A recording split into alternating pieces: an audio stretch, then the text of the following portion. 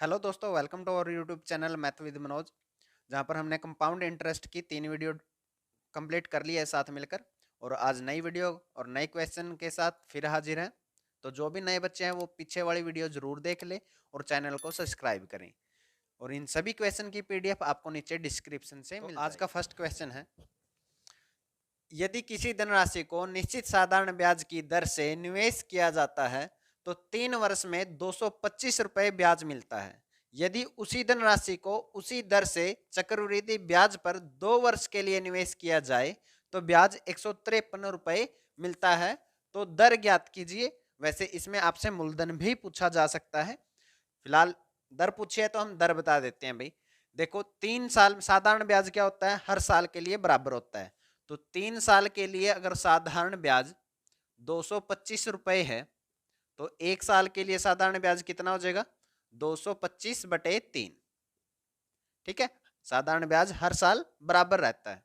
तो 3 से काटेंगे, 3 सत्ते 21 और 3 पंजे 15। 1 साल का ब्याज कितना आ गया, साधारण ब्याज 75 रुपए आ गया। और 2 साल का चक्रवृद्धि ब्याज कितना है, 153 रुपए हैं। अब इसको हम ट्री मेथड से सोल्व करेंगे भाई। इसीलिए बोला था मैंने आपको हर एक मेथड आना चाहिए, क्योंकि किसी क्वेश्चन में ट्री मेथड लगेगा, किसी क्वेश्चन में गोल्डन रेशियो मेथड लगेगा। तो आपको सभी आने जरूरी है। तो ट्री मेथड में क्या होता है भाई, फर्स्ट ईयर सेकेंड ईयर। पहले साल क्या मिलता है, सिर्फ साधारण ब्याज मिलता है, क्योंकि पहले साल का के लिए साधारण ब्याज और चक्रवृद्धि ब्याज दोनों ही बराबर होते हैं, तो 75 रुपए मिलेंगे। अगले साल क्या होगा कि साधारण ब्याज तो मिलेगा मिलेगा, प्लस में क्या होता है, इस ब्याज के ऊपर भी ब्याज मिलता है। अब देखो 75 और 75 कितना हो गए, 150। 3 रुपए बच गए, क्योंकि 2 साल का चक्रवृद्धि ब्याज कितना है, 153 है। तो वो 3 रुपए कहाँ पे आएंगे, यहाँ पे आएंगे। टोटल ब्याज कितना हो जाएगा, 153। तो हमें बतानी है दर। देखो 75 के ऊपर हमें कितना मिला है, 3 रुपए ब्याज मिला है। 3 रुपए ब्याज मिला कितने के ऊपर, 75 के ऊपर। प्रतिशत के लिए गुणा में 100 और प्रतिशत का निशान। तो कितने प्रतिशत की दर आ जाएगी, 3 से काटेंगे तो कितना आ जाएगा, 25। और 25 से काटेंगे तो कितना आ जाएगा, 4। तो दर कितने की आ गई, 4% की दर आ गई। तो नेक्स्ट क्वेश्चन है भाई, सेम वैसा ही क्वेश्चन है। उसमें क्या दर पूछी थी और इस क्वेश्चन में क्या पूछा है, धनराशि पूछी है। देखें, यदि किसी धनराशि को निश्चित साधारण ब्याज की दर से निवेश किया जाता है तो 3 वर्ष में 1200 रुपए ब्याज मिलता है। यदि उसी धनराशि को उसी दर से चक्रवृद्धि ब्याज पर 2 वर्ष के लिए निवेश किया जाए तो ब्याज 820 रुपए मिलेगा। तो वह धनराशि ज्ञात कीजिए। वह धनराशि बतानी है, 3 वर्ष के लिए दिया है भाई, 4 5 कितने वर्ष के लिए भी दे दो। साधारण ब्याज हर साल के लिए बराबर होता है और यहाँ से हमें 1 साल का साधारण ब्याज निकालना होता है। तो 3 वर्ष का जो चक्रवृद्धि ब्याज है वो कितना है अपना, 1200 है। तो 1 वर्ष का कितना आ जाएगा, 1200/3 यानी कि 400 रुपए। अब 2 साल का चक्रवृद्धि ब्याज में बताया कितना है, 820 है। अगर चक्रवृद्धि ब्याज निकाले हम ट्री मेथड से तो इस प्रकार से लिखते हैं, पहले साल क्या मिलेगा, सिर्फ साधारण ब्याज मिलेगा। अगले साल क्या होगा, साधारण ब्याज तो मिलेगा मिलेगा, प्लस में इस ब्याज के ऊपर भी ब्याज मिलेगा। और ये 400 400 800 हो गया भाई, 20 रुपए बच गए। तो उसको कहाँ पे लिखेंगे, उसको हम यहाँ पे लिखेंगे। ठीक है, और ये कितना हो जाएगा, टोटल 820 हो जाएगा। 820 उन्होंने दे रखा है, तो मतलब क्या हुआ कि हमें 20 रुपए ब्याज मिला, कितने के ऊपर, 400 के ऊपर। तो प्रतिशत के लिए गुणा में 100 और प्रतिशत का निशान ये अपनी क्या आ जाएगी, दर आ जाएगी। पहले दर निकालनी पड़ेगी भी। तो 20 से काटेंगे तो ये कितना आ जाएगा, 20। और 20 से काटेंगे तो ये कितना आ जाएगा, 5। तो दर कितने की है, 5% की है। अब हमें पता है कि दर 5% की है। तो साधारण ब्याज 1 साल के लिए क्या होता है, अगर मान लिया कि हमें 10% की दर है और 1 साल के लिए साधारण ब्याज निकालना है, तो हम क्या करते हैं, जो मूलधन है उसका 10% निकाल देते हैं, वही साधारण ब्याज होता है। यानी कि फिर मूलधन का 5% निकाल लें तो 1 साल का साधारण ब्याज अपना कितना, 400 है। तो इस 5% की वैल्यू कितनी है, 400 है। तो 1% की वैल्यू कितनी आ जाएगी, 5 8 40 80 आ जाएगी। और मूलधन अपने आप का कितना होता है, 100%।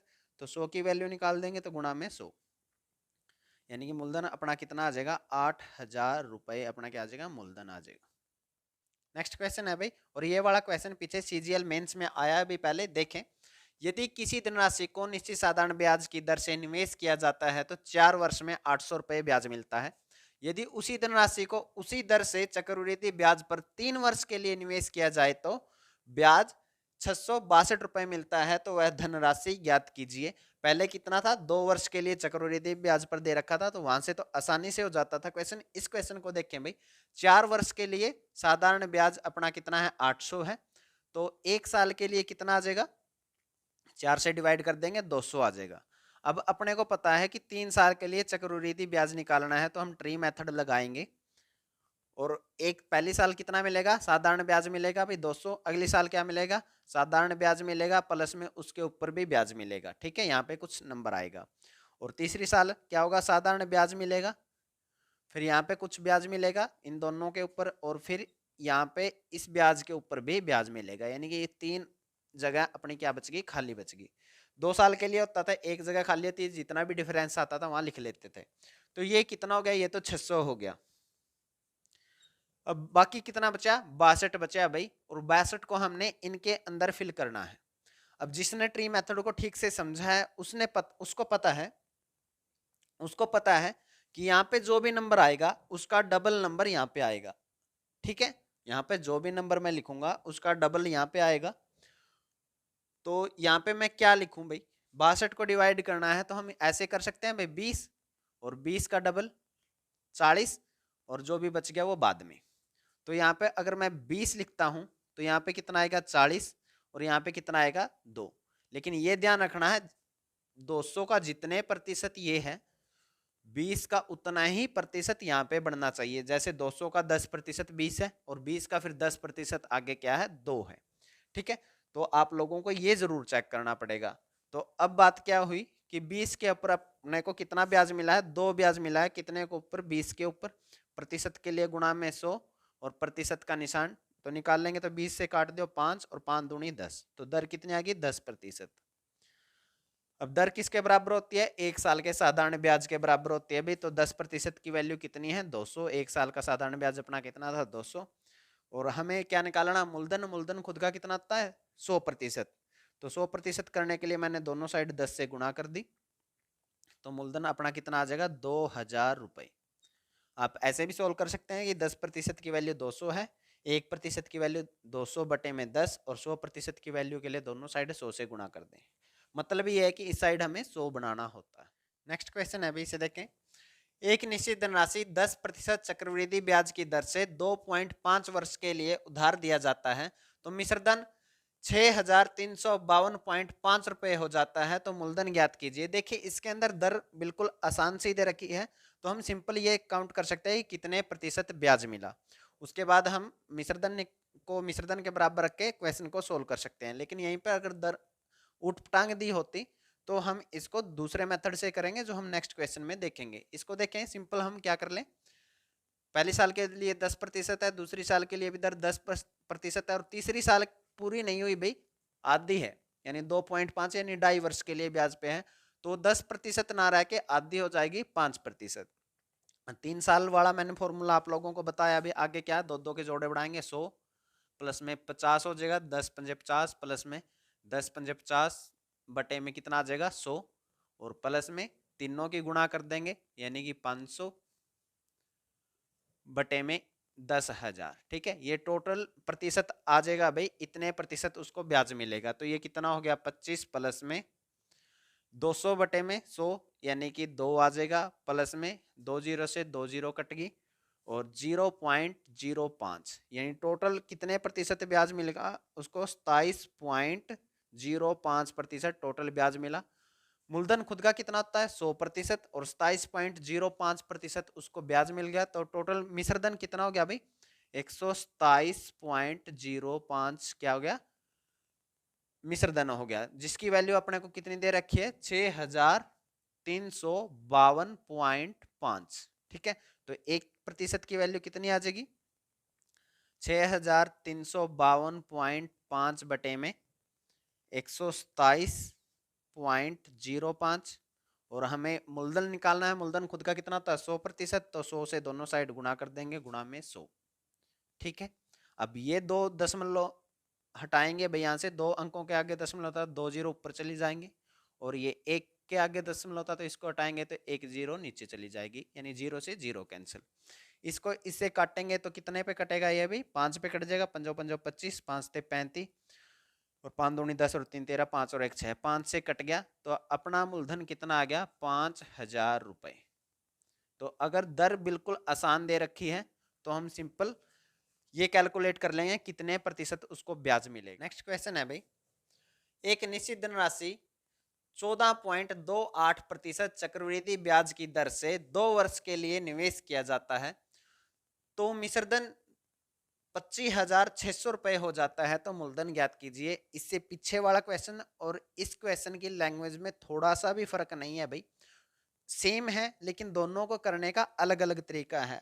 क्योंकि इस क्वेश्चन में अगर हम सिर्फ प्रतिशत काउंट कर ले में कितने प्रतिशत ब्याज मिला तो वो बहुत ज्यादा मुश्किल होगा भाई, आप लोगों को ये काउंट करना पड़ेगा भाई। 28 प्लस में 14.28 गुणा में 14.28 बटे 100, ये जो आएगा उसको 100 में जोड़ देंगे तो वो मिश्रधन के बराबर आ जाएगा। लेकिन इनको कैलकुलेट करना बहुत ज्यादा मुश्किल है, तो इसको हम उस मेथड से नहीं कर सकते भाई, इसलिए सभी मेथड आप लोगों को आने बहुत ज्यादा जरूरी है। अब 14.28% की फ्रैक्शन वैल्यू आप लोगों को पता होनी चाहिए कितनी है? 1/7।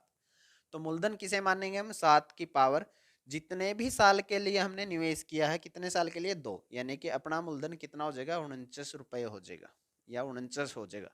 ठीक है, अब हमें निकालना है कि ब्याज कितना मिलेगा। तो आप चाहे तो ट्री मेथड से निकाल लें, चाहे तो गोल्डन रेशियो से निकाल लें। गोल्डन रेशियो 2 साल के लिए तो 2:1, तो इसका 1/7 मिलेगा तो 7, और उसका भी 1/7 मिलेगा तो 1, तो टोटल ब्याज अपने को कितना मिलेगा? 14 और 1 15। ठीक है, 7 दूनी 14 और ये 1 एकम 1 जुड़ के टोटल ब्याज कितना मिलेगा? 15। मिश्रधन अपने को पता है, तो मिश्रधन बनाने के लिए इसमें मूलधन को जोड़ना पड़ेगा भाई। तो 49 में अगर हम 15 जोड़ेंगे तो ये कितना हो जाएगा? 64 हो जाएगा। 64 की वैल्यू उन्होंने दे रखी है 25,600 रुपए। ठीक है, तो एक की वैल्यू कितनी आ जाएगी? 25,600 बटे में 64। ठीक है, इसको इससे कैंसिल करोगे तो 64 चौके 256 होता है, तो एक की वैल्यू कितनी आ जाएगी आप लोगों की? 400 आ जाएगी। और मूलधन बताना है तो मूलधन कितना था अपना? 49 था, तो 49 की वैल्यू निकालेंगे तो गुणा में 49, और 49 चौके 196। ठीक है, और 2 जीरो की 2 जीरो, तो आप लोगों का आंसर कितना आ जाएगा? 19,600 रुपए क्या था? अपना मूलधन था। तो आपको ऐसे नहीं करना कि एक मेथड सीख लिया और उसी से सारे क्वेश्चन करने हैं भाई। आप लोगों को हर एक क्वेश्चन को करने के लिए अलग मेथड का पता होना चाहिए भाई, किस क्वेश्चन पे कौन सा मेथड सही रहेगा, तभी आप एग्जाम क्रैक कर पाएंगे। नेक्स्ट क्वेश्चन है भाई, महेश 1,000 रुपए को 3 साल के लिए निश्चित चक्रवृद्धि ब्याज की दर से उधार देता है। 3 साल बाद उसे 1,331 रुपए मिलते हैं, तो दर ज्ञात कीजिए। इस क्वेश्चन को छोड़ो भाई, हम पहले कुछ कंसेप्ट समझते हैं, उसके बाद इस क्वेश्चन पर आएंगे भाई। तो पहली बात तो जैसे अपने पास कोई प्रिंसिपल होता है, ठीक है, उसके गुणा में हम क्या क्या कर देते हैं भाई? मल्टीप्लाइंग फैक्टर कर देते हैं 1 प्लस में r/100। तो यहां से क्या आता है? पहले साल का मिश्रधन आ जाता है भाई। ठीक है, अगर हम कर दे भाई प्रिंसिपल इंटू में 1 प्लस में r/100 की पावर 2, तो ये क्या होगा? 2 साल के लिए मिश्रधन आ जाएगा भाई। ठीक है, अगर इसी प्रकार से हम कर दे प्रिंसिपल इंटू में 1 प्लस में r/100 की पावर 3, तो यानी 3 साल के लिए मिश्रधन आ जाएगा। ठीक है, ऐसे ही करते हैं भाई। लेकिन चक्रवृद्धि ब्याज में एक चीज और होती है भाई, मैंने आप लोगों को पहले बोलता कि सक्सेसिव इंक्रीज ही चक्रवृद्धि ब्याज होता है। उसका क्या मतलब हुआ कि हम ऐसे भी निकाल सकते हैं कि जो तीसरी साल का मिश्रधन है उसके लिए दूसरी साल का मिश्रधन क्या करेगा? प्रिंसिपल का काम करेगा। और दूसरे साल के मिश्रधन के लिए पहले साल का मिश्रधन क्या करेगा? प्रिंसिपल का काम करेगा। यानी कि अगर मेरे को पहली साल का मिश्रधन पता है और जो ये मल्टीप्लाइंग फैक्टर है इसका पता है, तो मुझे दूसरी साल का मिश्रधन निकालने के लिए क्या करना है? तो पहली साल का जो मिश्रधन है उसको मैं प्रिंसिपल की तरह यूज करूंगा, प्लस में 1/r/100 कर दूंगा, तो ये किसके बराबर आ जाएगा भाई? दूसरी साल के मिश्रधन के बराबर आ जाएगा। उसी प्रकार से अगर मैं दूसरी साल के मिश्रधन को प्रिंसिपल की तरह ट्रीट करूंगा और इसके साथ में मल्टीप्लाइंग फैक्टर कर दूंगा भाई 1 प्लस में r/100 जो होता है, तो ये क्या आ जाएगा? ये तीसरी साल के लिए मिश्रधन आ जाएगा। ठीक है, तो एक कंसेप्ट तो आप लोगों को ये ध्यान रखना है। दूसरा, अगर कभी मेरे को मान ले कि पहली साल का मिश्रधन दे दिया और उसके बाद या पहली साल का मिश्रधन दे दिया तो कोई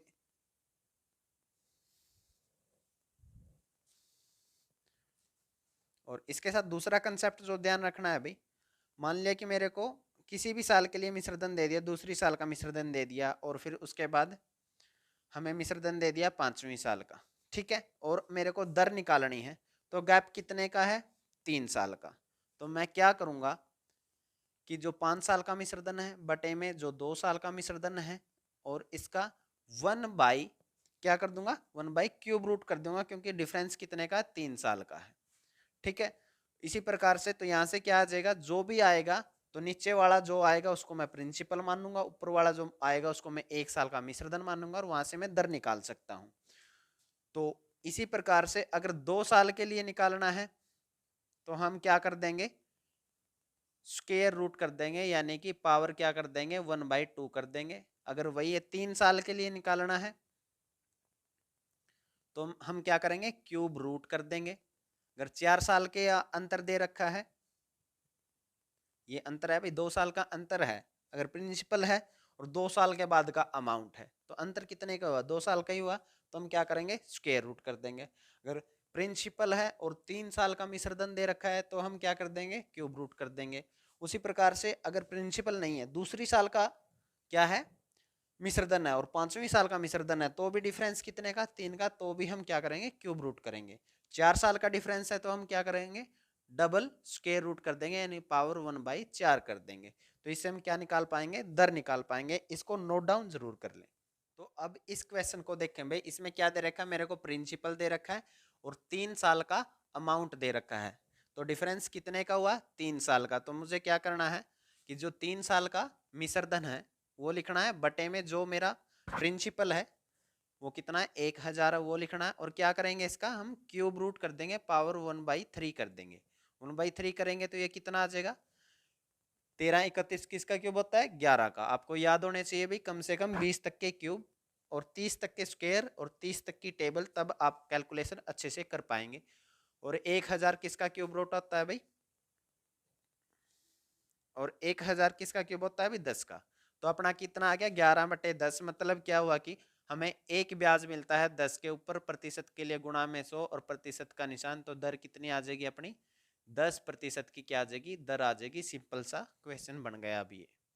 नेक्स्ट क्वेश्चन है अभी, 4704 रुपए का धन 2 वर्ष में 5766 हो जाता है, चक्रवृद्धि ब्याज की दर ज्ञात करें भाई।